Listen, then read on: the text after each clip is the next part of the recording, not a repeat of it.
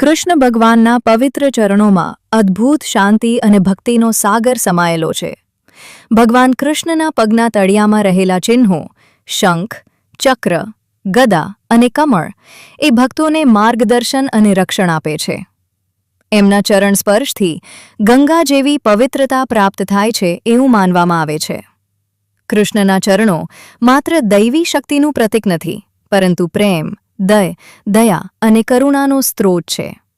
ગોપીઓ અને ભક્તો એમના પગમાં શરણ લઈ પોતાનું જીવન ધન્ય માને છે.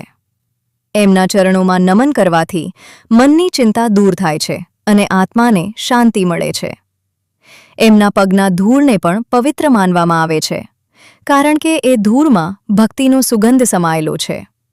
આ રીતે કૃષ્ણ ભગવાનના ચરણો ભક્તિ, સમર્પણ અને આધ્યાત્મિક ઉન્નતિનો માર્ગ દર્શાવે.